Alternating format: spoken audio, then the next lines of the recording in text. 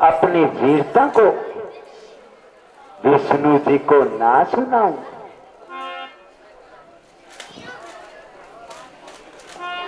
नारायण नारायण। प्रभु नारद जी का प्रणाम। आहा, योगेश्वर नारद जी, अब की बार तो बहुत दिनों में दर्शन दिए। कहिए, चित्त तो प्रसन्न है? मृत्युलोक में क्या हो रहा है?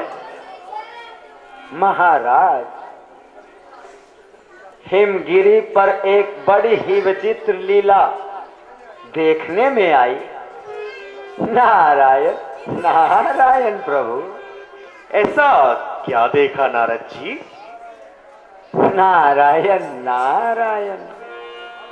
वन की शोभा और एकांत स्थान देखकर चित्त प्रफुल्लित हो गया। प्रभु, मैं आपके चरणों को ध्यान में लगाकर वहीं पर बैठ गया। फिर वही है ना लालसा का दास इंद्र, जिसको हर समय इंद्रासन की चिंता सताई रहती है। नारायण नारायण।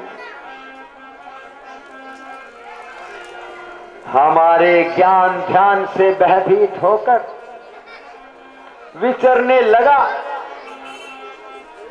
कहीं नारद योगा बल से तेरा इंद्रासन न छीन ले। प्रभु, यह इंद्रदेव की बड़ी भारी भूल है। नारायण नारायण। यही तो मेरा भी तात्पर्य है। प्रभु, इसी भय के कारण उसने मेरी समाधि को खंडित करने के लिए अनेक प्रयत्न किए। प्रभु, अनेक इंद्रलोक की अप्सराओं को, कामदेव को हिमगिरी पर भेजा। वहां पर भांति भांति के जाल फैलाए, नृत्य किए और गायन किए, परंतु अपने ध्यान में लीन ही रहे। और नहीं तो क्या प्रभु, उसके नासवान आनंद पर फूल जाता, मोह में पड़कर आपके चरणों को भूल जाता। हाँ, ठीक है, यह तो स्वाभाविक ही है। अच्छा, फिर क्या हुआ? नारायण नारायण। जब उन्होंने मुझे अपनी तपस्या में पूर्ण पाया, अधीनता के साथ मेरे सामने सिर झुकाया, जैसा कि आपके भक्तों का स्वभाव होता है, मैंने भी उन्हें क्षमा करके इंद्रलोक जाने की आज्ञा दे दी।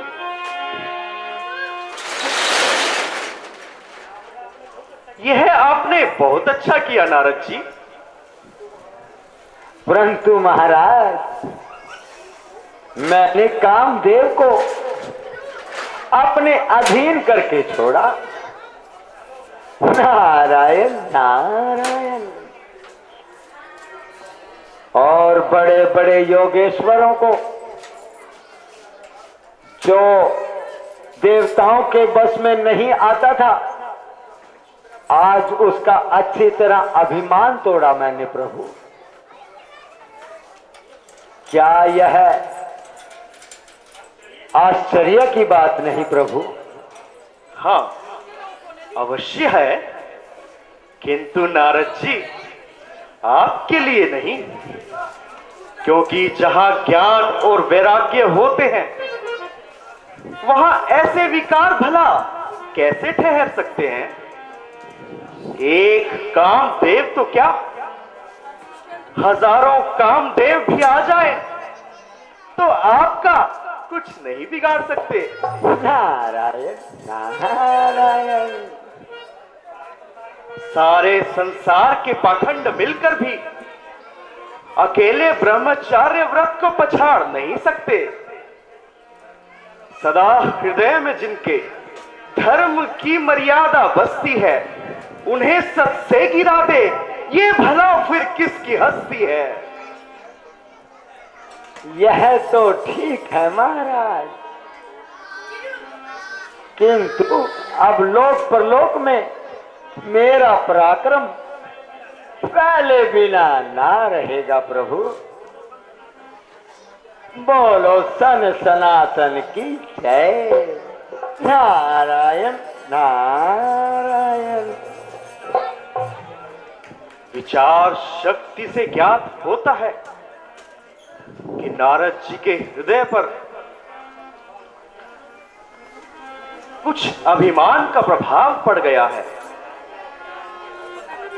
वैराग्य और ज्ञान के दर्पण का, अहंकार का मैल चढ़ गया है।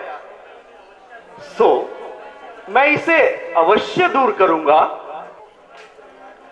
न हो ये कर्तव्य ये मेरा, तो मैं अशरण शरण कैसा। बचाऊं जो न भक्तों को, तो फिर मेरा परण कैसा। मैं अपनी योग माया रचाता हूं और योग माया को आदेश देता हूं। हे योग माया, नारद जी के मस्तिष्क पर कुछ अभिमान का प्रभाव पड़ गया है। उसे दूर करने के लिए मुझे आपका सहयोग चाहिए। आप शीघ्र जाकर एक सुंदर सा नगर बसाइए और वहां शील निधि नाम का एक राजा बनाइए। लक्ष्मी जी, आप भी मृत्युलोक में अभी जाकर शील निधि राजा की विश्व मोहिनी कन्या बन जाइए।